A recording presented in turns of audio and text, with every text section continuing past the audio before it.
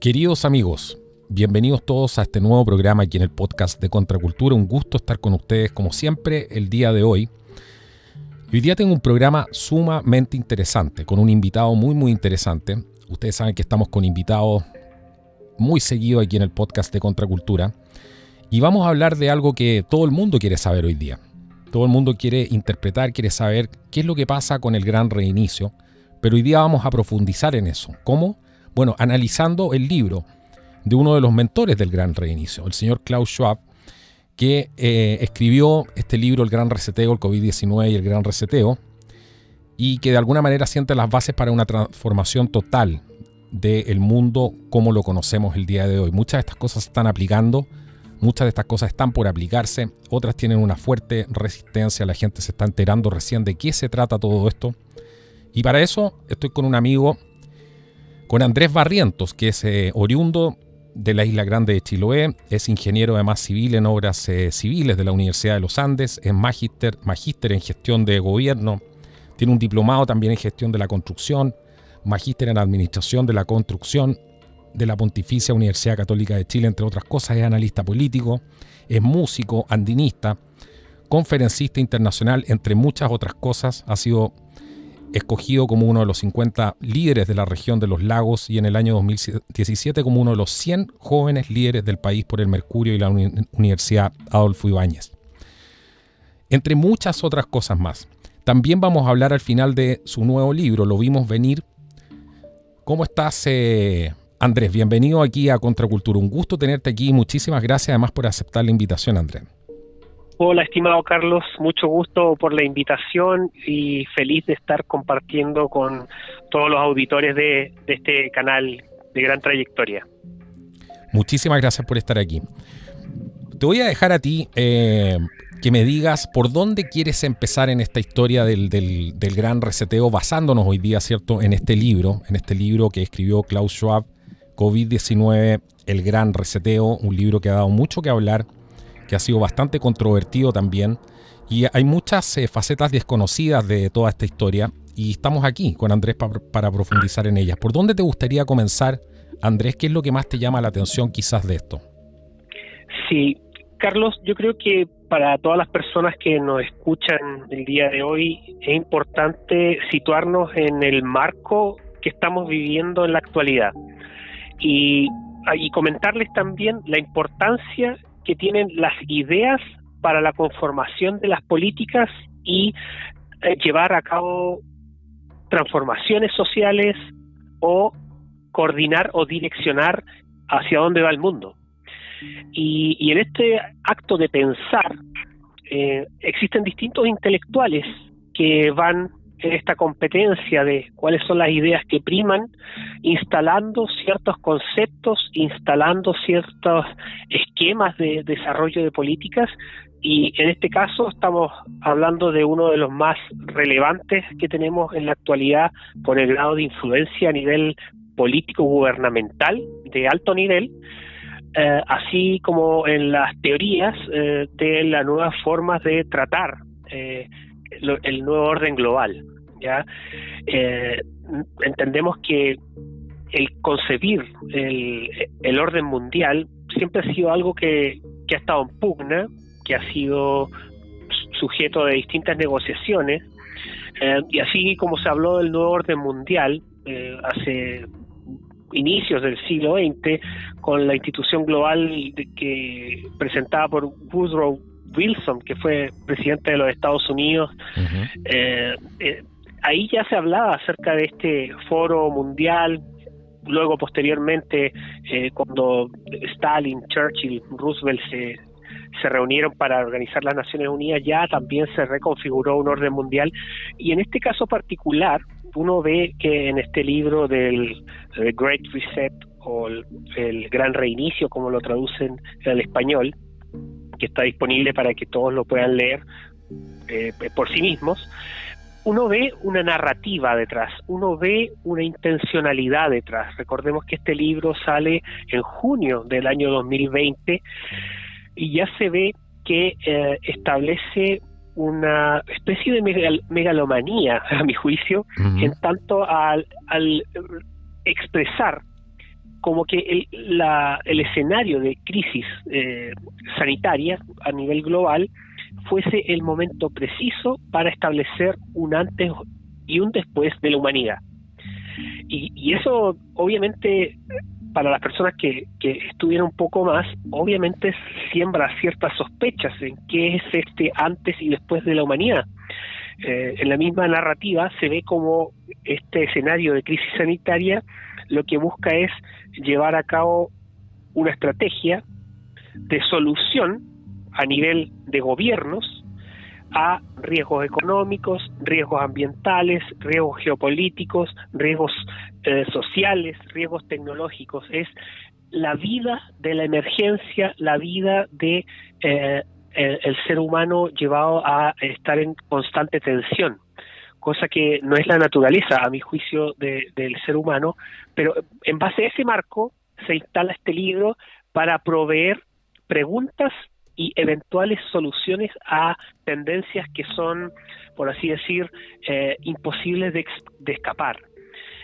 Y eso obviamente es muy cuestionable y son muy pocos los que en la actualidad han salido a poder contradecir estos dictámenes o establecimientos de ciertas ideas que vienen detrás del intelectual, que es el economista Klaus Schwab. Exactamente. Y aquí, bueno, es importante entender que ellos hablan de una transformación total, ¿cierto? De la manera en que percibimos los problemas, la manera en que nos vamos a hacer cargo de cuantificar esos problemas y, por supuesto, las soluciones que se van a implementar. Y a mí lo que más me llama la atención, no sé qué piensas tú, que podríamos partir por ahí, es este discurso que hay en la calle durante mucho tiempo del fin del capitalismo, ¿cierto? Eso es lo que se habla, que el modelo capitalista ha fracasado y tiene que ser reemplazado por un modelo nuevo. Hablan del neoliberalismo también, ¿cierto? Pero este es un discurso que no viene, al parecer, de la calle, sino que ha sido instalado y ha sido financiado y es parte, ¿cierto?, de este libro, de los preceptos del señor Schwab para poder hacer esta transformación. ¿Qué te parece eso? ¿Cómo se entiende que esté este discurso en la calle, dicen ellos, de manera orgánica, pero a la vez lo están promoviendo las grandes élites y grupos económicos mundiales?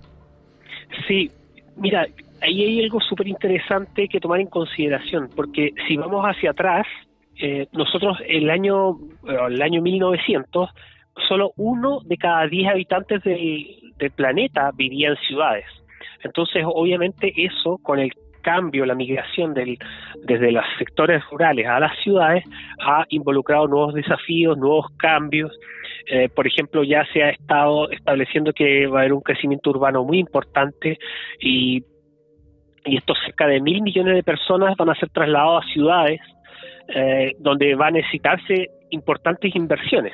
Ahora, ¿cuál es la narrativa que está detrás? Es que muchos de los preceptos que están detrás de estas nuevas tendencias, situados principalmente por estos planteamientos, es que se empieza a criminalizar la vida rural por la desconexión que supone de los sistemas digitales, de las smart cities y de todas estas tendencias de tecnología que a largo plazo lo que pretenden es fusionar al hombre con la máquina. Y efectivamente esto que se habla de que el fin del capitalismo empieza a irse a un concepto mucho más allá de lo que naturalmente nos dividían entre izquierdas y derechas. Yo soy editor de un libro que se llama Nueva Derecha, una alternativa en curso, que tiene como objeto instalar de que existen nuevos grupos políticos que están dando una alternativa a los bloques hegemónicos actuales, pero obviamente eso no es suficiente para poder entender algo que es mucho mayor.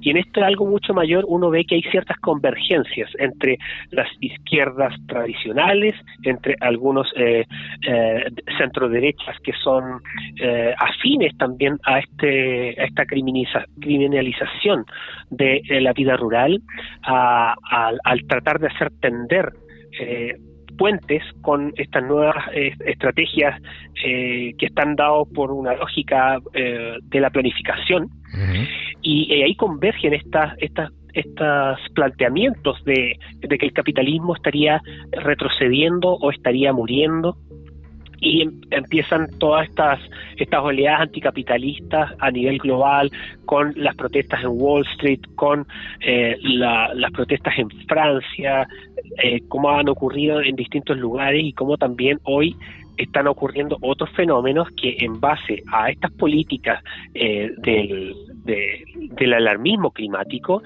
las personas, los trabajadores, los agricultores empiezan también a generar un descontento social. Y en esto que señala en el libro, yo no sé, pero el autor, Klaus Schwab, tiene una fijación absoluta sobre los planteamientos de Milton Friedman. Sí. Y es más que dentro de los mismos textos, habla que Milton Friedman habría planteado la teoría de que el capitalismo solamente era algo que buscaba el interés personal y las ganancias para los niveles corporativos, sin considerar todos los stakeholders. Sí, claro. Y en la teoría de Klaus Schwab, que a mí me parece, a mi juicio, es bastante forzada, parte con el manifiesto de Davos, en el cual habla que el capitalismo de Milton Friedman, obviamente muy satirizado por él, no buscaría las ganancias o generar valor a largo plazo. Y en cambio, el stakeholders capitalism, que es el que plantea él como el nuevo capitalismo, ese sí efectivamente buscaría un bienestar social a largo plazo. Y eso obviamente es absolutamente cuestionable. Ahora, sí que empezamos a analizar un poco más perdón que me detenga ahí, pero tú acabas de mencionar algo que es clave. La rivalidad que hay intelectual entre Klaus Schwab con Friedman. Ese es un tema porque él tiene muchos artículos sobre él y de alguna manera él parece ser como que él se cree como el que viene a reemplazar, ¿cierto? Todo lo que representaba Milton Friedman. Sí, claro. Mira, en el mundo y a nivel global, por así decirlo, siempre han habido sociedades de economistas, sociedades de intelectuales que han buscado hacer cambios sociales. Así surgió la Mont Pelerin Society para dar una respuesta al socialismo de posguerra. Y con Davos lo que se está tratando de hacer es obviamente un maquillaje a un capitalismo que, en mi juicio, no es el capitalismo que entendió Michael Novak, el capitalismo que ha entendido Milton Friedman o el mismo Hayek o algunos otros exponentes de la Escuela Austríaca de Economía.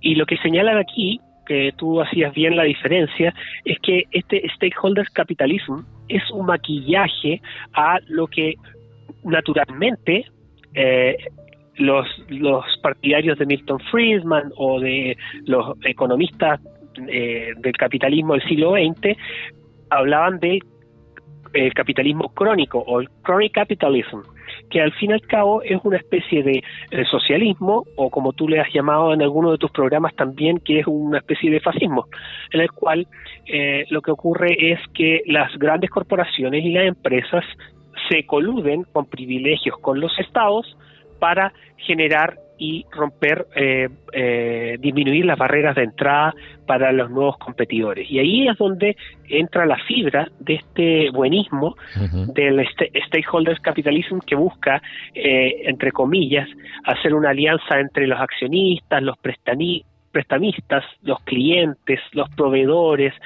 todo para generar un ecosistema de negocios que beneficie a la sociedad en el largo plazo. Que muchas de esas cosas ya existen en la naturaleza del capitalismo, en el mismo Adam Smith, el mismo Milton Friedman posteriormente, con sus vaivenes y luces y sombras, por supuesto, o errores técnicos en cierta medida, pero al final es, a mi juicio, un mecanismo de maquillaje para el avance de la colusión entre gobiernos y grandes corporaciones. Eso al fin y al cabo. Y lo que tratan de profundizar en el texto en este caso es que tiene que haber una sincronía entre gobierno, sociedad civil, las ONG, empresas, del sector privado, por supuesto, y también con la comunidad internacional. Entonces, todo este ecosistema entrelazado generaría mayor bienestar a largo plazo, pero sin embargo no muestran la parte que involucra todo el tema regulatorio, la disminución de el aumento de las barreras de entradas para los más pequeños, entre otros. Sí, porque nunca te dicen cómo lo van a hacer, sino que te presentan el big picture, ¿cierto? El plan en general. Exacto. Pero hay un pequeño detalle que nunca te dicen qué es lo que van a hacer concretamente. Claro, entonces ahí, para cerrar todo ese punto, ahí tú puedes ver en medidas concretas, por ejemplo, el Global Tax. Entonces es un impuesto global que se supone que las grandes potencias van a instalar, pero obviamente quienes son capaces de poder pagarlo son las empresas que realmente tienen el mayor poder de mercado. Entonces, en cierta medida lo que hacen ahí es asegurarse un poder de mercado por sobre la competencia que pueda tener. Entonces, cada vez es más difícil que una empresa local pueda ser una multinacional, pero que sea más pequeña, ¿no? A nivel de Google, Amazon u otras empresas globales. Ahí tenemos dos conceptos que son claves, ¿cierto? Ellos hablan de, relacionado a todo lo que estabas diciendo tú, a este capitalismo, ¿cierto? De partes interesadas, que es la denominación que tienen ellos, y al tema también que a mi juicio es completamente medular, que es el tema de la alianza público-privada, ¿cierto? Explícanos un poco, porque eso es lo que estás explicando de alguna manera, pero en términos sencillos, esta alianza pública o privada que hemos definido aquí de alguna manera como fascismo, ¿cierto? Producto que es la fusión entre las grandes corporaciones y el Estado, ¿no nos podría llevar todo esto a un control absoluto en esta fusión entre el Estado y las grandes corporaciones? ¿Estamos viviendo, crees tú, ya empezando a sentir el sabor de lo que eso significa? Es que yo creo es que efectivamente todo está englobado en parte de una narrativa, de un proyecto histórico. Y este proyecto histórico por parte de estas élites efectivamente es disminuir el poder de decisión de los seres humanos, de las personas, de las personas libres. Y obviamente esto se da también por la falta de entendimiento entre dos conceptos, y ahí me gusta ahí distinguir también lo que supone el globalismo y lo que supone la globalización, porque hemos visto que gracias a la globalización igual, en los últimos 40 años, más del 77% de la mejora de los ingresos del 40% más pobre en cerca de 118 países ha sido resultado del crecimiento económico y la interacción entre los mercados libres, claro. y no de los programas redistributivos. Esto lo dijo David Dollar en un paper muy interesante que después te lo voy a dejar para que lo puedas compartir, que se llama Growth Still is Good for the Poor, que fue preparado por el mismo Banco Mundial en el año 2013. Ahora, ¿qué es lo que ocurre acá? Es que dentro de este mismo escenario se empiezan a confundir, y hay un hilo muy delgado, muy fino, por supuesto, claro, entre la globalización y el globalismo. Ahí hay una definición que yo considero que hay que ser bien interesante, es que la globalización es un proceso socioeconómico, pero el globalismo es un proceso ideológico. Y asimismo, la globalización tiene una concepción del tipo individual, pero el globalismo es colectivista. Y el método de interacción de la globalización principalmente es a través de los acuerdos, y el globalismo a través de los agenciamientos. Y en los agenciamientos es donde ingresan todas las partes interesadas para buscar una agenda de transformación institucional. Y eso está dado también por las organizaciones, muchas de las organizaciones internacionales, que terminan haciendo pactos con los gobiernos para hacer transformaciones de sus estados y principios. Y qué es lo interesante también de recalcar de esto, es que al hacer estos pactos se supone que, por ejemplo, la Agenda 2030, con el Objetivo de Desarrollo Sostenible, establece como meta o como leitmotiv que es la vía para lograr una globalización justa, no globalismo, y un futuro mejor para todos. que es superar la pobreza, la desigualdad, combatir la crisis climática, avanzar hacia igualdad de género, construir sociedades pacíficas, justas e inclusivas, libres de discriminación y odio. Y si te das cuenta, ¿cuáles han sido los resultados del avance y la implementación de estas agendas? Sociedades más agresivas, incremento de los delitos, quizás bajo los mismos términos de ellos, mayor polarización. Entonces tú empiezas a preguntarte, solo por hechos de los resultados de la implementación de las agendas, parece que se están deteriorando aún más las sociedades. Y eso es muy importante tener en consideración, porque si tú te sitúas en los pantalones de un tecnócrata, ni siquiera eso han podido lograr. Exactamente. O a lo mejor están tratando de lograr justamente ese caos, ¿cierto? Para que pueda renacer este nuevo sistema como si fuera un ave fénix. No lo sabemos, claro, pero podemos intuir algunas cosas ahí, porque está claro que parte de esta agenda es llevarnos al caos. De hecho, ellos mismos, el señor Schwab ha sido el mismo quien ha dicho que hay que prepararse para un mundo más agresivo, ¿cierto? Más descontento. Entonces, pareciera ser que todo eso es parte de esto, de la transformación. Pero, bueno, todo esto se hace en nombre, ¿cierto?, para ir avanzando un poco de un mundo más inclusivo, ¿cierto? De un mundo más inclusivo, un mundo más resiliente, que son los términos que se ocupan y están muy de moda, y, por supuesto, más sostenible. Eso es, de alguna manera, medular en toda esta agenda. ¿Qué nos puedes decir de eso? Porque todo esto eso es lo que le dicen a la gente, ¿cierto? Tienes que ser más inclusivo, tienes que ser más resiliente a los cambios, tienes que acostumbrarte a que el precio del combustible cueste, no sé, $7 el galón, y eso es por el bien de la humanidad, ¿cierto? Claro. Y tienes que aceptar a los inmigrantes porque también eso es para el bien de todos. ¿Y para qué vamos a hablar de la sostenibilidad y todo lo que está pasando con el tema energético? ¿Cómo podemos explicar un poco eso a nuestros oyentes? Sí, mira, yo lo que creo ahí que es importante rescatar es primero de cómo ellos tratan de generar esta narrativa de que hay que hacer un cambio de paradigma porque vamos hacia una catástrofe. Entonces, este alarmismo sobre todas las actividades del ser humano están dados por la acción del Estado. Y lo que buscan precisamente es hacer una transformación de las estructuras del Estado y una transformación cultural y a través de regulaciones, mandatos, que terminan deteriorando y cambiando o prohibiendo las actividades humanas y dejando a un costado el proceso de innovación o de destrucción creativa, como señalaba Schumpeter, ¿para qué inventar la rueda? Entonces aquí tú ves una retórica de la alarma, de la catástrofe, que está dado por todas las situaciones que siempre hemos vivido, pero que se han incrementado obviamente por distintos fenómenos. Pero poco se habla también de que la mayoría de los sujetos de la migración están dados por personas que viven en países de carácter socialista, o personas que viven en estados de guerra, o personas que viven en estados donde están controlados por terrorismo, narcotráfico, entre otros. Sí, eso nunca se menciona, claro. Claro. Y además que ellos mismos están promoviendo todo eso. Exactamente. Entonces, pasa con el caso en Venezuela.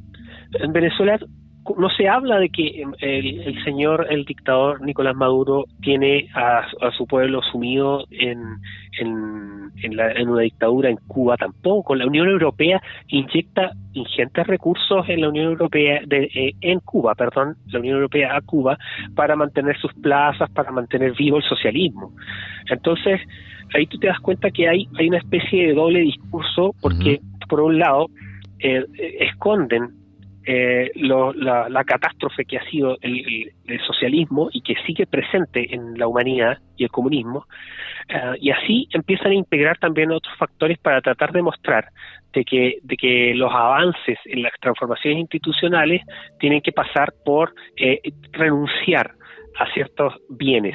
Pero cuando estas mismas élites no renuncian ni un ápice a sus privilegios. Y eso es otra de las cosas que hoy se puede ver más claramente que antes, porque hoy tenemos redes sociales, gente que graba videos, gente que contrasta también los discursos de ciertas autoridades, y obviamente eso ya no es fácil de por más que tengamos Reuters, AFP, moldeando la narrativa de los medios internacionales, tampoco ya es tan sostenible. Por eso tienen que hablar de desinformación, por eso tienen que hablar de la fake news, por eso tienen que hablar de alguna manera para ir contra la libertad de expresión. Y eso es algo que les duele mucho, y es la fibra de que les pasa cuando se someten sus ideas a contraste y a escrutinio, porque además estas personas no son electas de manera democrática, entonces no tienen a quién rendirle cuenta. Claro. Veamos, tú mencionaste varias cosas ahí importantes. Veamos algunos ejemplos prácticos, porque ¿sabes cuál es el problema? Creo yo, la gente no sabe cómo le puede afectar esto, porque estamos hablando, cierto, muy en el macro, pero ahora que ya estamos en el momento de hablar de esto, del mundo más inclusivo, que es lo que te dicen todo el día, ¿cierto? Resiliente, sostenible. ¿Qué es lo que significa con algunos ejemplos prácticos? ¿Cómo le va a cambiar la vida o cómo le está cambiando la vida a las personas con esto?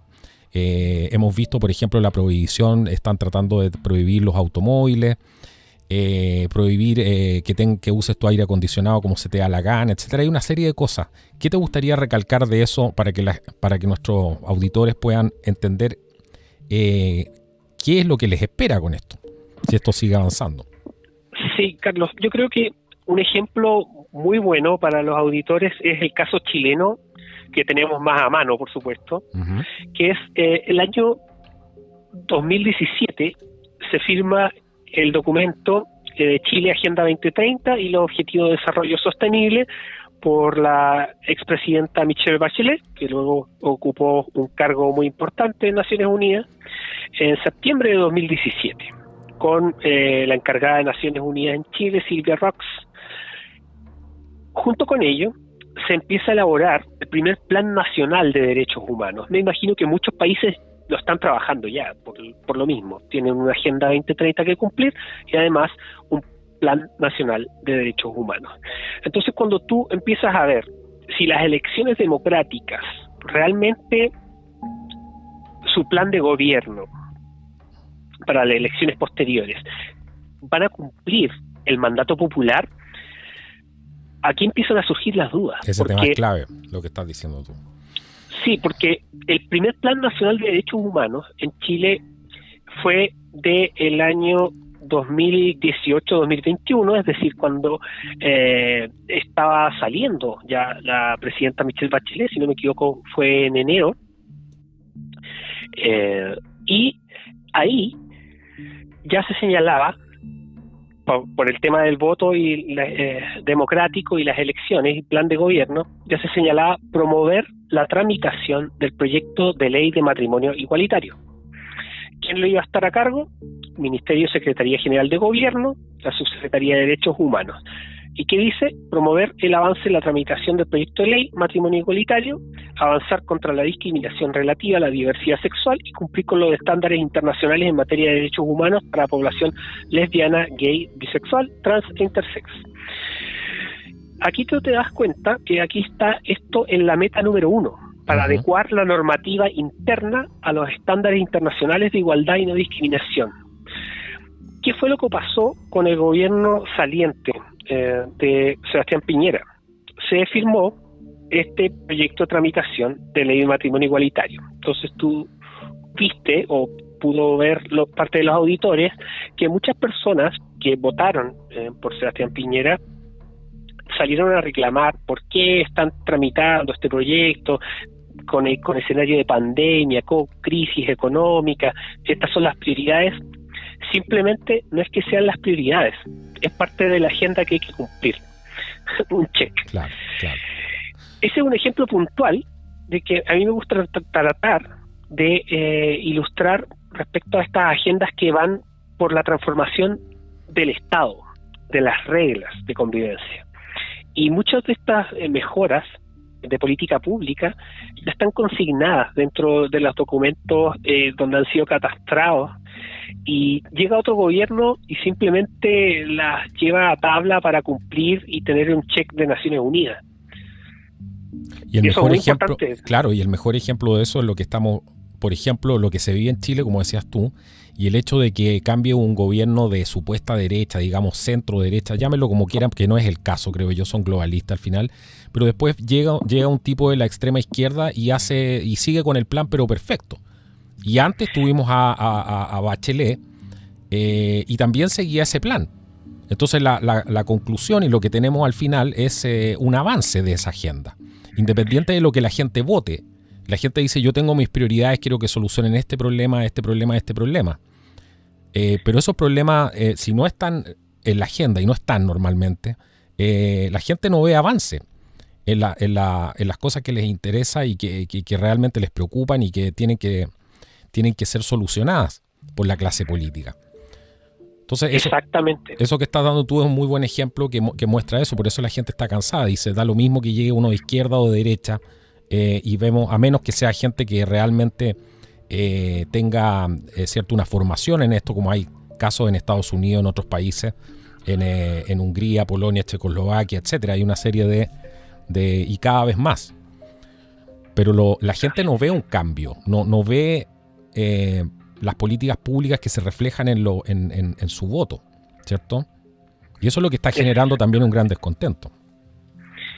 Exactamente, porque aquí tú estás viendo ejemplos concretos de planes que son a 4 años, que después se renuevan y se profundizan cuando se van cumpliendo ciertas metas, y simplemente son los planes que ya venimos y que firmamos el año 2017, que se están haciendo y se están materializando con políticas públicas concretas y midiendo, porque para eso tenemos el PNUD, por ejemplo, o agenciamientos que están viendo que estas agendas se vayan cumpliendo, sí, con distintos estudios, con distintas propuestas, con distintas reuniones, etcétera.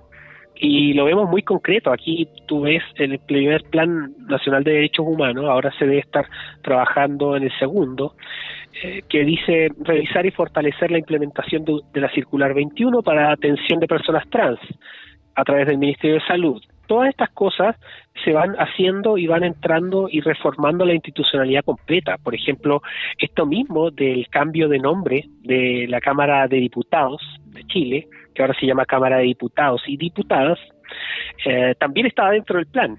Entonces tú dices, ¿hasta qué punto los mismos legisladores son personas con un nivel crítico para cuestionar una agenda que va mucho más allá de lo que ellos mismos pueden lograr hacer? Exacto. Bueno, ahí tenemos ejemplos. Te preguntaba yo algunas cosas para que la gente viera cómo, porque entiendo cómo lo estás planteando, y en el fondo aquí hay una transformación estructural completa del Estado, ¿cierto?, para poder amoldarse, para que pueda encajar este nuevo sistema, ¿cierto?, este sistema de gobernanza global, que es eso. Y las constituciones locales no les sirven. Ese es un escollo, uno de los primeros escollos, digamos. Los partidos políticos tradicionales, como decía Valeria Insfram en un programa anterior, tampoco les sirven, porque tienen que reformar todo eso, ¿cierto? Y hoy día vemos que esto está afectando a las personas en Alemania con el tema de la energía, ¿cierto?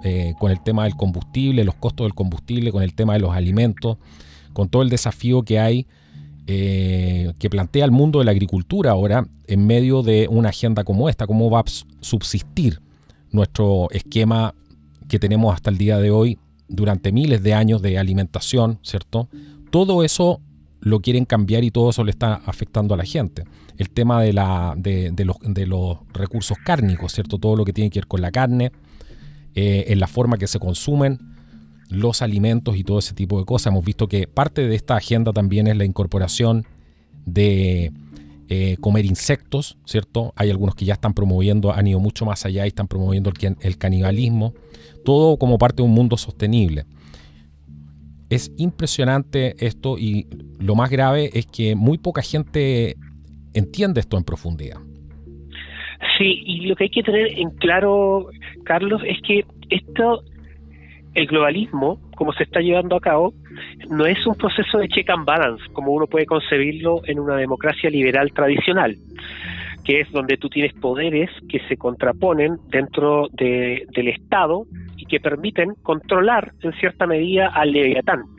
Aquí tú tienes un nivel supranacional sin poder ciudadano para poder contrarrestar estas políticas, y eso obviamente lo hace mucho más líquido, más difuso, más complejo de poder contrarrestar.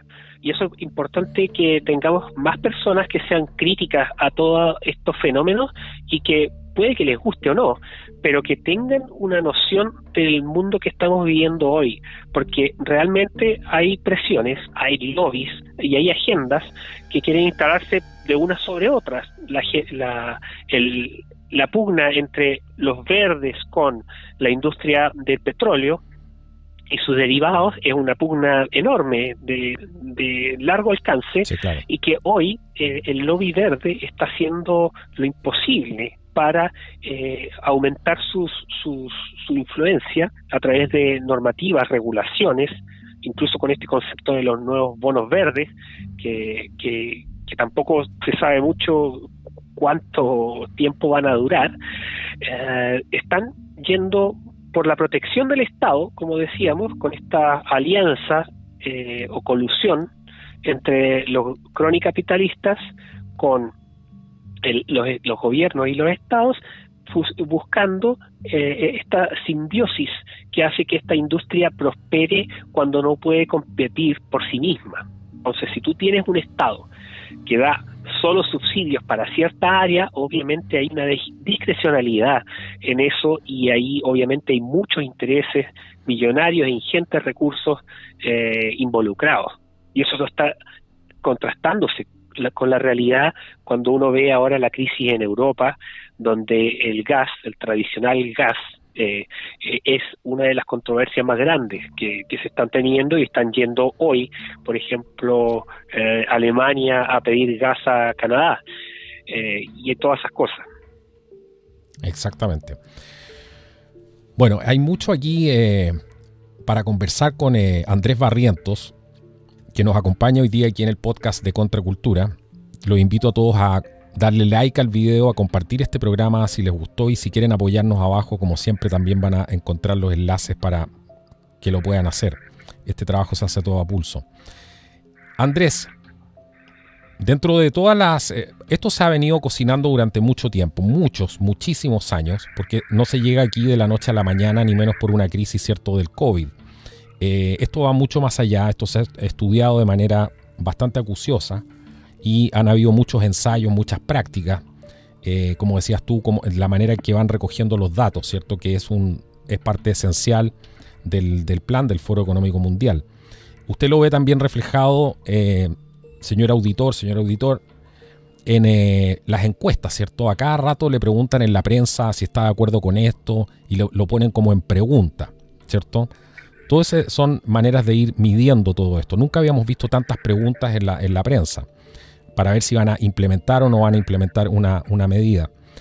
Y aquí tenemos, como todo esto venía de antes, tenemos las tendencias, ¿cierto? Las tendencias estas denominadas, que se denominaron durante mucho tiempo por ellos mismos como tendencias progresistas.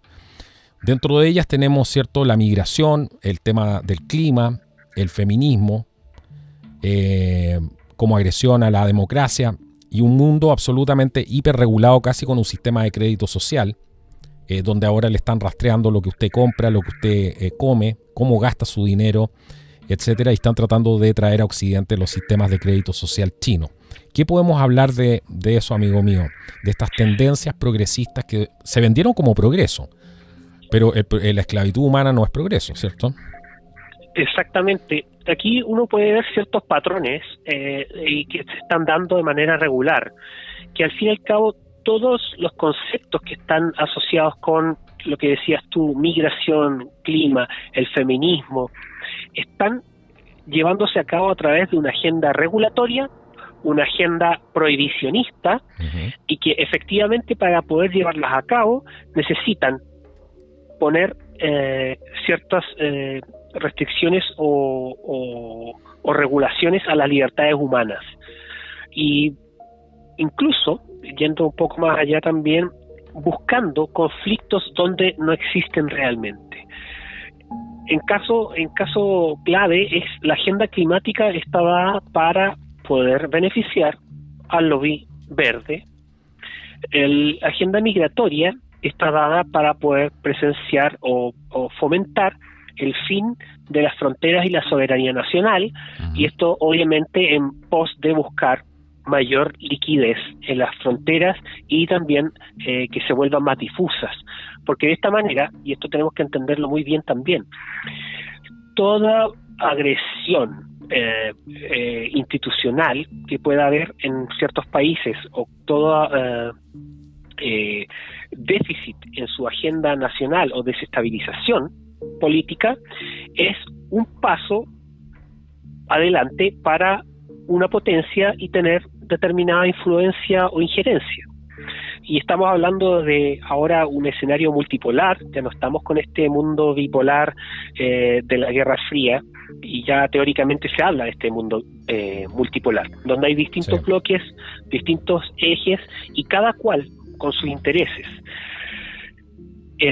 Y esto tenemos que tenerlo súper claro, porque existen intereses, los que están primando hoy, por lo menos en América Latina, es el interés de un plan, un nuevo americanismo indigenista que esté basado en estrategias socialistas y que pueda entregar parte de la soberanía a las potencias que paguen mejor. Exacto. Y lo que estamos viviendo hoy también en gran medida es la influencia del Partido Comunista Chino a todo nivel, y eso obviamente nos genera un escenario bien complejo, entendiendo que ya se había dado algunos atisbos cuando partió la emergencia sanitaria entre la pugna entre la solución de Taiwán versus la solución del Partido Comunista Chino. Salió el canciller, el ministro de Relaciones Exteriores de Taiwán en abril del año 2020, señalando que el mundo libre tenga en consideración que parte de lo que está ocurriendo hoy, abril de 2020, va a tener serias consecuencias en el mundo, porque nosotros estamos aplicando una estrategia, escúchennos, esto fue algo casi como rogando, porque la influencia del PSC es extremadamente fuerte y ellos van a mostrar de que ellos tienen la solución a lo que estamos viviendo. No voy a hablar mucho de la palabra que va a disminuir las visitas, porque va a activar la inteligencia artificial, claro. Exacto. ¿Y qué es lo que vemos actualmente? Que cuando fue el discurso del señor Xi Jinping, dijo que la solución a la crisis sanitaria con las particularidades chinas ha sido la mejor, y ha mostrado que esa nación es la líder en las soluciones a lo que estamos viviendo. Entonces ahí tú te das cuenta que hay un marco lógico de entregar a la población, por eso es la entrega solidaria de distintas soluciones bien, claro. farmacológicas a todo este tema en de distintos países más deprimidos económicamente, o el tercer mundo, como se le dice peyorativamente, y eso fue simplemente un avance para la hegemonía geopolítica y los intereses que tiene el Partido Comunista Chino de tomarse el mundo. Bueno, eso es que estás diciendo tú es clave, cómo ellos empezaron con esta, ¿te acuerdas la política de las mascarillas, las políticas de las inoculaciones, todo ese tipo de cosas? Estaban muy bien definidas, y se ha filtrado también información que todavía no sé si se puede confirmar o no, pero que apunta exactamente en la misma dirección que estás hablando tú, información sobre el ejército chino, que iban a salir ellos con la solución final, iban a ofrecer la solución a la gente de manera de liberar a las personas de estos problemas, especialmente sanitarios y cosas por el estilo. Así que es mucha la información que apunta hacia ese sector, hacia ese lado. Sí, Carlos, y hay algo que tener muy importante. La mayoría de las agendas globales, o las agencias globales, mejor dicho, hoy están comandadas con personas muy importantes del Partido Comunista Chino. Lo tenemos en la Organización Mundial del Comercio, muy importante, en el mismo Organización Mundial de la Salud, y todo esto está configurando un lobby muy relevante para promover el capitalismo con particularidades chinas, o el socialismo con particularidades chinas, como le llamó Xi Jinping en los 100 años del Partido Comunista. Entonces hay que tener muy claro también de que esto es un debate global, y la caída de Occidente que estamos viviendo hoy tiene su raíz fundamental en el olvidar sus principios fundantes basados en el cristianismo. Y ahí obviamente abrimos una puerta importante también al déficit y al declive moral de las sociedades, que obviamente cuando, en este caso como cristiano, cuando no hay un Dios, cuando no hay una divinidad, una espiritualidad, obviamente la oscuridad empieza a arremeter en la sociedad. Claro que sí. Y bueno, todo esto con el beneplácito, ¿cierto?, de los líderes vendidos de Occidente, que aparte de que Occidente se está cortando la garganta ellos mismos, bueno, tenemos a Justin Trudeau diciendo que lo que más admira es China, ¿cierto? Las políticas de China. El doctor Fauci en su momento decía que lo que estaba haciendo China era lo correcto, pero obviamente no se podía hacer en Estados Unidos porque era Estados Unidos. Entonces, como diciendo, hay que ir de a poco aquí. Pero ellos son grandes fans de todo este proceso que ha vivido el Partido Comunista Chino, y no son todo lo contrario de lo que se podría pensar. No son críticos de esto, no levantan la voz para las violaciones de los derechos humanos, nada, ese tipo de cosas no importan. Exacto. Y por eso es tan peligroso este juego, porque tenemos gente dentro de Occidente que está ayudando a que nos cortemos la garganta solo, mientras ellos van ganando influencia, ¿cierto? Sí, claro, eso es algo que realmente es preocupante. Y los líderes del progresismo internacional, principalmente, son aquellos que están prácticamente rendidos y maravillados con este capitalismo de Estado, el socialismo con particularidades chinas, que ha penetrado en Occidente de muy buena forma. Han estudiado en un proceso de un siglo prácticamente, en el cual están ahora optando por la hegemonía a nivel global. Yo creo que una de las grandes brechas que han tenido ha sido el idioma, claramente, pero esta batalla es de grandes ligas, y lo importante también es estar alerta cuando uno tiene que decidir en sus propios países sobre las personas que uno les delega el poder para poder generar políticas razonables para las personas. Y eso es algo que tiene que siempre situarnos en un aspecto de sospecha, ante cualquier líder que se sitúa como solucionador de problemas. Claro, da lo mismo el partido. Exacto. Volvamos al Foro Económico Mundial, que tiene mucho que ver con lo que estamos hablando ahora. Ellos también les gusta el tema del crédito social, ¿cierto? Se asesoran muy bien ahí y son parte de toda esta cocina, ¿cierto?, globalista. Aquí hay una transformación de la institucionalidad. Se está creando una ley, un sistema de justicia aparte, como nos contó también Valeria Insfram en un programa anterior.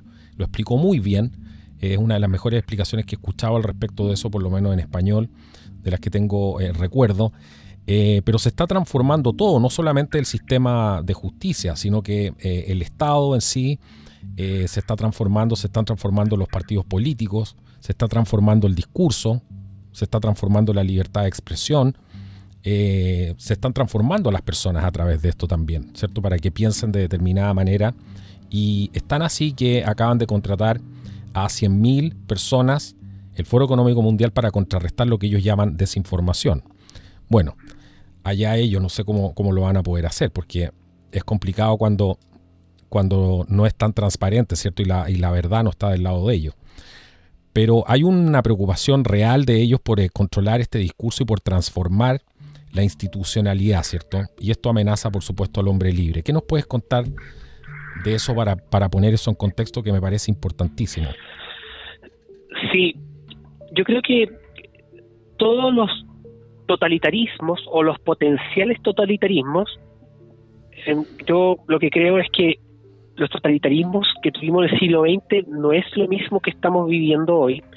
Hoy estamos viviendo una transformación hacia algo distinto, no sabría definirlo, pero sí sembrando sospechas por algo nuevo, porque el situar la fusión del hombre con la máquina y que tú puedas cambiar los esquemas de pensamiento mediante los aspectos digitales, mediante la inteligencia artificial, eso que modifica las sensaciones, la percepción de la realidad, eso ya es una fase diferente, es una fase distinta al totalitarismo militarizado que tuvimos en el siglo XX con el nacionalsocialismo y también con el comunismo leninista y stalinista o el mismo Mao.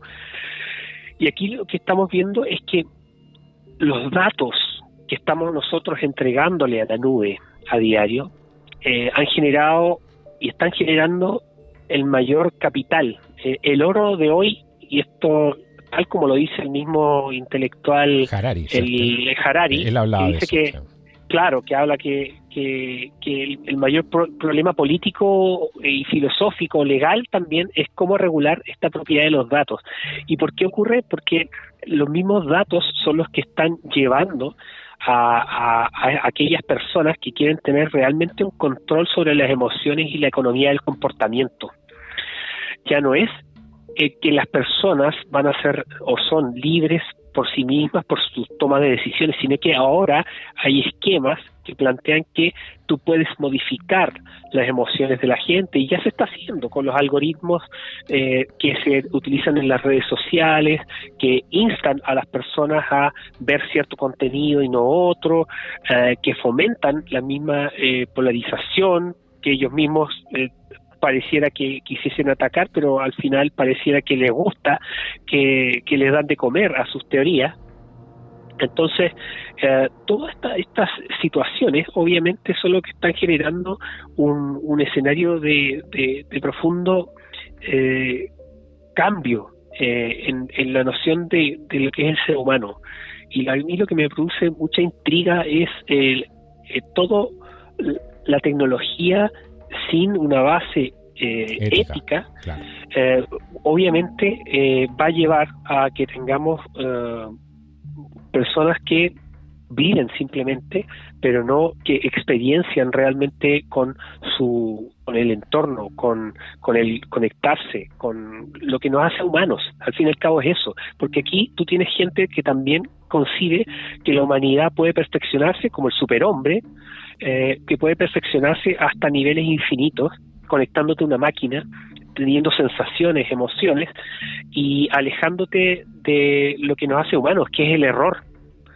Si nosotros somos humanos es porque nosotros caemos en errores, nosotros nos equivocamos. Es parte de del proceso de aprendizaje, del moldeamiento del proceso cerebral. Desde la niñez hasta la edad adulta nos equivocamos. Y esta gente no concibe el error como algo que es parte de la humanidad, sino que es algo que hay que corregir completamente. Y eso es bien complejo, porque lo que hace finalmente es inhibir la convivencia, inhibir también la interacción social. Exacto. Y lo que decías tú, que creo que es lo más medular, aparte de la esencia humana, ¿cierto?, es experimentar la vida como tal. La experiencia, claro. Lo que significa experimentar la vida, no sé, hacer lo que te gusta, eso está prohibido por este nuevo sistema, ¿cierto? A eso van, a la experiencia. No sé, a ti que te gusta el andinismo, por ejemplo, sabes perfectamente a lo que me refiero, lo que es salir a la naturaleza, respirar, bueno, todo eso se está de alguna manera criminalizando. Y hemos visto, sin ir más lejos, en el texto constitucional en Chile hacían referencia a que ciertos sectores no vas a poder ingresar porque van a estar administrados por ciertos grupos de personas, y vas a tener, ya se acabó eso de que Chile era para los chilenos, si es que algún día fue así. Pero ahora le ponen mucho más trabas a todo esto que es experimentar la vida. Así es, y yo creo que una cosa interesante también de lo que está ocurriendo en Chile es esta noción ecologista radical, porque no es que en la Constitución se sitúe y se plantee en uno de sus artículos de que Chile es un estado ecológico, simplemente para preservar la naturaleza, sino que es equiparar la noción de la naturaleza, que está también en parte al servicio del ser humano, a la contemplación y todo lo que lleva, pero sino que también a propiciar filosóficamente la muerte del hombre, que es lo que señalaba Foucault. Entonces, cuando tú lees a un intelectual como Foucault, que plantea en términos reales esta muerte del hombre en su experiencia, lo que estás viendo hoy en la materialización de la Constitución o de la potencial nueva Constitución chilena es escrito la muerte del hombre. Y eso tiene connotaciones súper importantes para entender el marco en que nos estamos situando. Ya tú no vas a ser el dueño de tu terreno, de tu propiedad real, independiente del derecho de propiedad. Lo estoy contrastando solamente en el ámbito del estado de la noción de la persona humana con respecto a la naturaleza. Y cuando tú pones en pugna esas dos cosas, de que la persona humana no es lo primordial, obviamente, al situar las dos, simplemente el hombre termina, o el ser humano, termina por difuminarse dentro de un ecosistema.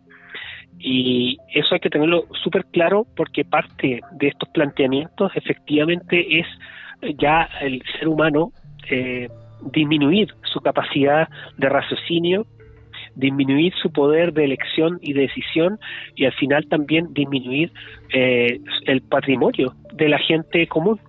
Y así vamos a ver la tendencia mayor al arriendo, la tendencia a no tener vehículos, no tener automóviles, criminalizar toda actividad que sea con respecto al tener o adquirir derechos de propiedad. Y eso es sumamente... La libertad de movimiento clave. También, claro, o elegir dónde quieres vivir. Exacto. ¿Tú crees que en la narrativa del discurso que hubo, el que hayan disminuido los vuelos fue algo tremendo? De hecho, pudimos ver en los grandes medios de comunicación globales, BBC y otros más, The Guardian, etcétera, cómo insertaban esta narrativa de los delfines que aparecían en ciertos lugares donde no llegaban hace 20 años, de que crecían árboles en lugares donde antes estaban deprimidos, utilizaron técnicas de Photoshop, fotos que no están contrastadas con la realidad. Yo le digo a todos los auditores, cuando vean estas noticias tan impactantes con títulos rimbombantes de alcance global, vean cuál es la fuente de la fotografía. Algo tan simple como eso. Y se van a dar cuenta que muchas veces utilizan la misma fotografía que utilizaron hace 10 años atrás para generar, por ejemplo, cuando fue el tema de la gripe H1N1. Eso lo vimos al inicio, sobre todo del 2020. Y es interesante porque mucho de eso terminan al final como configurando una narrativa global de que la gente tenía que quedarse en casa y todas las cosas y las consecuencias que ella ha tenido, sin siquiera rendir cuentas todos aquellos que llevaron a cabo ese tipo de políticas. Hoy renunció el caballero Fauci en Estados Unidos, pero Rand Paul ya señaló que igual iba a seguir la investigación para buscar el origen de todo lo que vivimos el año 2020 y seguimos viviendo hoy en Chile. Claro, creo que ahí se va en diciembre, una cosa así, pero ya dijo que no iba a seguir. Claro. Sí. Es impresionante este tema y sobre todo de lo que no se habla, y aquí te quiero llevar un punto, de lo que no se habla es el desplazamiento de personas, ¿cierto? Porque nos hablan de todo esto es parte de esta agenda del Foro Económico Mundial, donde hablan de las ciudades inteligentes, de que el ser humano tiene que redefinir la manera en que vive, ¿cierto? Y para eso están estas grandes ciudades, estos grandes complejos urbanos, llenos de cámaras de vigilancia, y donde la gente no tiene la libertad de movimiento que tenía antes, y al mismo tiempo se empieza a hacer esto que decías tú, se empieza a criminalizar la vida rural, ¿cierto? Eso es parte también de poder decidir dónde yo quiero vivir, pero hay una agenda aquí de desplazar personas, y eso es gravísimo, Sí, es importante entender también de que ha habido realmente una migración, obviamente, por búsqueda de mejores condiciones laborales y de vida en general, desde el campo a la ciudad. Ahora bien, en algunos países, obviamente, el sector rural es mucho menor. En el caso chileno, por ejemplo, cerca del 80% vive en zonas urbanas. Sin embargo, por todos los encierros y las cosas que vivimos, personas decidieron migrar a un segundo hogar o irse a vivir definitivamente dadas las condiciones que les permitía el teletrabajo, etcétera. Pero lo que estamos viendo hoy es que ese éxodo de los lugares urbanos que han habido le está trayendo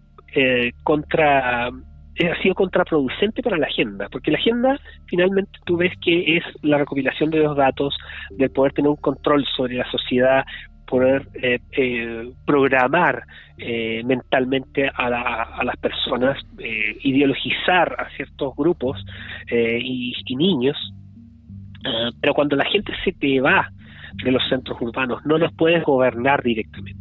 Sí. Cuando la gente se te va de los centros y los núcleos urbanos, la gente principalmente no se va a dedicar a ver los grandes medios de comunicación, dedica la tarde al jardín, a plantar, como ocurre en distintas circunstancias, o mismas personas que quieren relajarse y salir del urbano, de este ruido constante que hay de ciertos decibeles en la zona urbana. Pero ahí tú empiezas a ver cómo se empieza a generar una contradicción en ciertos discursos, y al fin y al cabo ves que empiezan a aparecer leyes que parecieran como cosas puntuales, pero que empiezan a reorientar también y a criminalizar estos aspectos. El caso particular chileno es el fin de la compra y venta de terrenos de menos de 5.000 metros cuadrados. Qué bueno que bueno, eso está relacionado exactamente a lo que estamos hablando acá. Claro, Carlos, ahí tú puedes ver en Chile con esta ley que pasó muy colada dentro de toda la contingencia de violencia, de constitución, de plebiscitos que hay, una ley que surge en agosto de este año, que señala que busca perseguir a la compra de terrenos que empiezan a urbanizar de manera ilegal. Ahora, cuando tú te das cuenta y tú entiendes que aquí hay macroprocesos que están coordinando las políticas públicas, tú ves que es una ley perfecta el que no se permita comprar un terreno de 5.000 metros cuadrados, que no se pueda comprar un terreno junto a tu familia. Por ejemplo, tú vas con un hermano y vas a comprar un terreno de ese metraje, no te lo van a permitir porque ahora hay una regla. El objetivo de fondo de esas cosas no es corregir un problema puntual, no, para nada. Que está dado por una fiscalización de los entes que ya existen. Que parece muy loable además, porque ellos hablan de que los temas de agua potable que se generan, ¿para qué vamos a hablar de que cualquiera parcela en el lugar que sea? Porque eso también es una realidad. Pero eso no les importa, nunca les ha importado, si no les importa ni siquiera en el sector urbano, donde no hay una planificación ni siquiera en los sectores urbanos real. Solamente el mejor postor el que se lleva al plano regulador, que es el gran negocio de muchos de los alcaldes, ¿cierto? Y tampoco protegen tu casa cuando es un sector residencial y viene alguien y se te instala con un restaurante chino al lado, en las mismas casas, ¿cierto? En el mismo tipo de casa. O sea, ¿de qué están hablando si nunca les ha preocupado eso? Exacto. Entonces ahí tú puedes ver y dimensionar que hay macroprocesos globales que coordinan ciertas políticas públicas y están coordinadas o conectadas por desconocimiento o por cumplir una agenda en estas materias, que es criminalizar la vida rural y hacerla más difícil. Hoy está siendo mucho más sencillo, bueno, antes de toda la crisis económica que está viviendo el país, mucho más sencillo comprar un terreno, y muchas personas jóvenes con su primera casa comprar un terreno a costo mucho más barato que en las zonas urbanas, donde el precio del suelo es tremendo. Claro. Entonces, comprar un terreno en el sur de Chile, en la zona central, para posteriormente construir su propia casa para tener de segunda vivienda, etcétera, para poder relajarse, vivir, etcétera, o irse a vivir inclusive. Y ahora se viene a restringir este aspecto, y me imagino que es parte de también de lo que se pueda llegar a implementar en muchos otros países. Me imagino que algunos auditores podrán contar también su experiencia sobre estas regulaciones que pocas personas están todo el día viendo el diario oficial, en lo cual se señala cuáles son las leyes, los reglamentos nuevos, pero todos los días tenemos regulaciones diferentes, todos los días tenemos nuevas leyes que al fin y al cabo van agrediendo la libertad, la propiedad, y que también van perjudicando a las personas y por otro lado beneficiando a otros. Entonces eso es muy importante, siempre estar alerta a estas tendencias, porque esperamos que en el futuro próximo se pueda revertir. Exactamente. Bueno, ya hay bastante oposición a eso, la gente ha sonado las alarmas. El gran problema es que muchos no se dan cuenta de lo que hay detrás acá, que es lo que estamos hablando un poco y tratando de aproximarnos a eso. Andrés, para terminar, estamos en el último segmento aquí hablando con Andrés Barrientos. Él es oriundo de la Isla Grande de Chiloé, está hoy día aquí en el podcast de Contracultura, un lugar precioso, la Isla Grande de Chiloé. Un saludo si nos ven de allá. Andrés, después de leer este libro, El Gran Reseteo, después de empezar a sumergirte y a entender este proceso, ¿tiene esto alguna similitud con la Constitución, por ejemplo, que están planteando en Chile? Sí, absolutamente. Yo, de manera personal, yo creo que la Convención Constitucional es una farsa. Es una farsa en todos sus términos. Primero, porque se dice que es una convención que fracasó. Y permítame decirle lo que dijeron antes del proceso. Uh-huh. Durante el proceso es lo que materializaron en el texto constitucional. Entonces, bajo ese parámetro, bajo esos conceptos, ha sido un éxito. Lo han logrado. Ahí está el documento, lo pueden revisar, y cada uno de los articulados y los preceptos están coherentes con la agenda globalista. Eso lo podemos contrastar con todas las cosas que hemos tratado en este programa, y también con toda esta difuminación del poder, de las fronteras, de los check and balance de la democracia liberal, etcétera. Todo eso es aniquilado en esta propuesta de la Convención Constituyente. Y lo interesante, que eso fue una de las cosas que motivó al libro que escribimos recientemente, que se llama Lo vimos venir. Eso te iba a preguntar. Tú acabas de sacar un libro que ya está disponible en Amazon. Vamos a dejar el link abajo para que lo puedan encontrar. Va a estar también en la tienda de Contracultura en Amazon, lo van a poder encontrar ahí. Háblanos de ese libro. Lo vimos venir.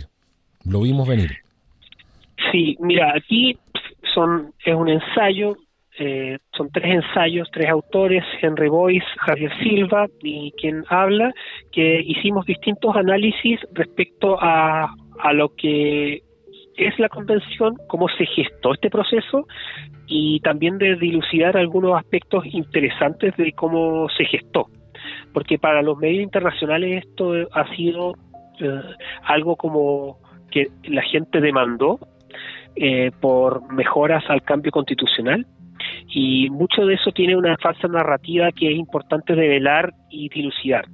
Yo en el texto parto principalmente por cómo se gestó la política de la amenaza y la validación de la violencia como método de actuar político. Uh-huh. Después detecto y trato de profundizar en 2 mecanismos que están utilizando todos estos estrategas del Foro de Sao Paulo y sus derivados, en la Progressive International o la que es el Grupo Puebla, todos estos derivados del Foro de Sao Paulo, que han surgido entre 2 aspectos cruciales de la lucha insurreccional, que es la molecularidad y la hibridez, que son 2 conceptos que se utilizan mucho en prácticas de guerra, pero que si uno los analiza desde el punto de vista teórico, están muy contrastados con lo que vivió Chile en ese fatídico 18 de octubre y todos los días posteriores.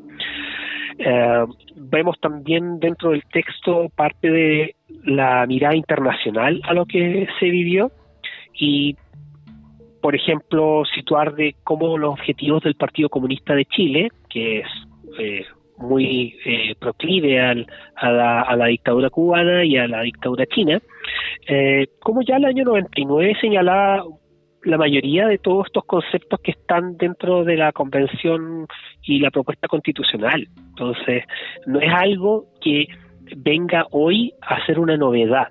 Eso es lo importante que hay que reforzarle a las personas.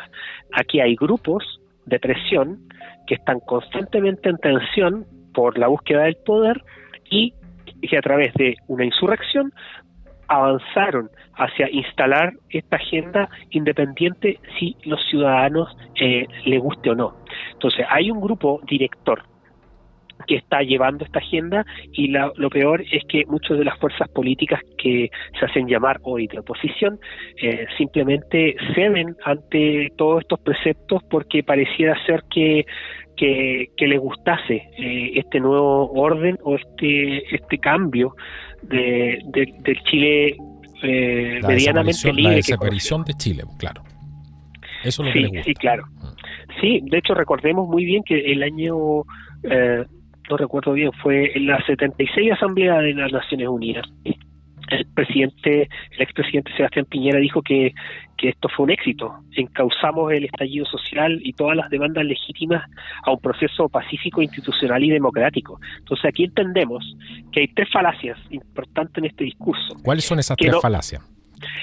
Que no fue pacífico, que fue medianamente institucional, porque se degradó la igualdad del voto, y además se dice que fue democrático. Esto fue una imposición, un arreglo político de ciertas fuerzas que firmaron un pacto de rendición a los grupos violentos. Y eso es importante también de señalar. En este texto tratamos de hacer un análisis a todos estos conceptos, lo mismo que lo que se llama estallido social. También cuestionamos esa concepción, porque no fue ni estallido ni social tampoco. Bueno, y mucha gente, perdona que te interrumpa ahí, pero mucha gente que ve este programa afuera ha visto lo mismo en sus propios países y esa es la mejor prueba de que todo esto está orquestado y que sigue un proceso y como se dice, es de manual, ¿cierto? Hay gente en Estados Unidos muy, muy influyente, no voy a decir quiénes son o quién es, pero ellos saben de dónde viene esto, dónde se practicó esto. Y están muy preocupados de estudiar el proceso acá, porque saben que esto de alguna manera empezó, el terreno de prueba de alguna manera donde empezó esto fue aquí. Después esto mismo lo vimos en Minneapolis, en New York, en diferentes partes. Sí, eso es importante y por eso el libro lo vimos venir.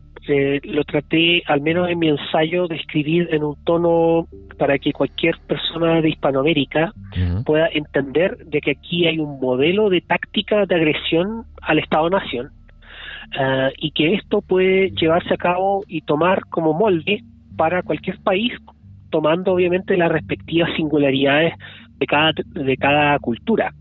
Pero hay cosas que tienen un alcance global, hay grupos que no necesariamente son ideológicos, pero que terminan siendo aparatos de guerra para esta lucha insurreccional y de cambios a los paradigmas sociopolíticos, y que dentro de lo que ha estado ocurriendo en Chile, esto se ha llevado a cabo de manera eficaz. Y eso es importante que lo tengamos muy en consideración porque al dilucidar esto, uno lo que hace es tratar de contribuir también a que más personas abran los ojos de que esto no es algo particular de una determinada nación, sino que es un modelo. Y bueno, yo como más ingeniero también trato de ver esta globalidad de un modelo que se busca para poder desestabilizar naciones. Exactamente. Súper interesante ese libro, yo lo quiero leer y vamos a recomendárselo a la gente. Vamos a dejar el link abajo, Andrés, para que la gente pueda acceder a este libro en Amazon. Se llama Lo Vimos Venir, para que no se olviden. es el libro de Andrés Barrientos. ¿Lo escribiste solo o me dijiste con Henry Boyce y quién más? Y Javier Silva. Y Javier Silva. Sí. Perfecto. Está en Amazon en $6,99. Lo pueden encontrar a un precio súper asequible, ¿eh? Súper asequible.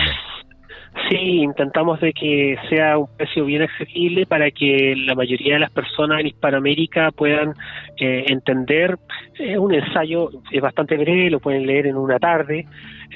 Estas tácticas que se están dando. Yo posteriormente también, Carlos, estoy trabajando aún, este es un trabajo que ya llevo más de un año junto a otro amigo investigador, sobre cómo se están llevando a cabo ya de manera mucho más profunda estos procesos insurreccionales a lo largo del globo, en los distintos estados, en los distintos tipos de autoritarismo o democracias, y por qué, para qué y cómo se van también agrediendo los procesos psicosociales que tienen los distintos países posguerra fría. Sabiendo toda esta información, porque nos vamos a ir del programa con eso, sabiendo toda esta información, ¿qué es lo que puede hacer la gente común y corriente? Y si nos está escuchando algún político que se está internalizando en este tipo de temas, porque sabemos que hay gente que está dentro, ¿cierto?, con esta agenda. Hay algunos que ni siquiera les importa y siguen la corriente, no tienen idea de lo que están haciendo, pero como todo el mundo camina para allá, ellos también. Hay otros que a lo mejor no tienen la formación o no entienden, y personas también hay así. ¿Qué consejo le darías a las personas habiendo entendido este proceso? ¿Qué es lo que puede hacer la gente, nuestros amigos en la casa, las personas que nos escuchan? Algo de muy corto plazo es escribirles a sus representantes cuando se vienen leyes, que se anuncian actividades, cuando se están cometiendo estas irregularidades para avanzar en esta agenda, señalarles cuando votan mal, por qué votan mal, hablar con ellos, pedirles reuniones. Es sumamente importante eso, porque los tomadores de decisión finalmente se deben a los ciudadanos. Entonces, cuando tenemos ciudadanos más informados, obviamente el político, independiente del color que tenga, va a tomar mayor consideración sobre los actos que realiza, o va a tener mayores resguardos. Y hoy, como tenemos una hipertransparencia, como dice Byung-Chul Han, obviamente esto una hipertransparencia. Claro, obviamente esto hace que los políticos siempre estén más atentos a lo que digan sus eventuales votantes. Yo creo que eso es una cosa práctica de corto plazo que hay que tener en consideración. Y lo segundo, yo creo que el formarse, el entender las cosas, apagar un poco la televisión, el poder profundizar ciertas materias, es importante consultarlas cuando ven personas que tienen un conocimiento sobre tal materia. A veces hay mucha gente que está disponible para eso. Este canal hace mucho ese trabajo de investigación para que la gente haga su propio juicio, y eso es muy importante también para inculcar a los jóvenes, a los hijos, porque la demoralización de una sociedad, ya lo dijo Yuri Bezmenov hace años atrás, se produce obviamente cuando tú tienes objetivos estratégicos de ciertas naciones para hacer un declive, un cambio institucional y degradar un Estado-nación, la convivencia, la paz social. Y si tú no tienes familias fuertes, si tú no tienes hijos que tengan un pensamiento crítico, obviamente son el caldo de cultivo para que luego posteriormente se desarraiguen de la familia o se desarraiguen también de la misma sociedad o de su país. Exactamente. No puedo estar más de acuerdo contigo. Bueno, eso que dices tú se ocupa con mucho éxito en Estados Unidos. La gente es muy asidua a escribirle a los parlamentarios, hacen grupos, mandan los correos, ¿cierto? Los mails de manera prácticamente hechos, y la gente se suma. Otros llaman directamente a los parlamentarios, y eso ha funcionado. No en una escala para dar vuelta a esto, porque también el problema sabemos que es político, ¿cierto? Pero cualquier cosa que sube en la política de alguna manera es retrasar el proceso, ¿cierto? No es la solución, creo yo, pero sí termina por ganar tiempo, por retrasar el proceso. Sabemos que al final aquí el problema es más espiritual a estas alturas y moral, como dijimos es el gran problema que tiene la civilización occidental hoy en día. Y eso no es una solución política simplemente. Exacto. Bueno, Andrés, yo te quiero agradecer hoy día enormemente por haber estado acá. Invitar a la gente, antes que se vaya, busquen abajo en los enlaces y encuentren el libro Lo Vimos Venir, que está disponible en Amazon por $6,99. Va a estar disponible en papel antes que nos vayamos. El libro también para la gente que quiera tener una copia en papel, ¿cómo lo puede hacer? Sí, la copia en papel en estos momentos solamente está para Chile y lo pueden encontrar en www.editorialconservadora.cl. Perfecto, www.editorialconservadora.cl. Ahí pueden encontrar el libro, Lo Vimos Venir. Bueno, Andrés, te dejo invitado de todas maneras para otro programa. Ha sido realmente muy agradable contar con tu visión, con tus conocimientos acá. Realmente ha sido un gusto estar contigo, así que espero que también estoy seguro que a la audiencia también le ha gustado el programa hoy día. Muchas gracias, Carlos. Yo muy agradecido nuevamente por compartir en este programa. Yo hace bastante tiempo que lo estoy siguiendo y tiene temas muy importantes para profundizar los análisis y eso se rescata mucho. Hoy en esta sociedad de información excesiva, la documentación es fundamental y hace la diferencia y eso también es muy bueno para tu canal, así que nuevamente agradezco la invitación y un saludo a todos los auditores que puedan adquirir también este libro. Buenísimo. Bueno, ya saben que es momento, si han pensado algún día apoyar a la media independiente, el rol que cumple, bueno, es el momento de que lo hagan porque, como les decía, están contratando más de 100.000 personas el Foro Económico Mundial justamente para poder combatir lo que ellos llaman desinformación y todo este tipo de cosas. Así que vamos a tener que redoblar nuestros esfuerzos aquí. Si les gustó este programa, no se vayan de aquí sin darle like y compartirlo. Y si nos quieres apoyar para seguir trabajando, abajo, como siempre, y en el primer comentario fijado vas a encontrar los enlaces para poder hacerlo. Muchísimas gracias y que sea hasta una próxima oportunidad. Este ha sido el podcast de Contracultura. Que Dios los bendiga.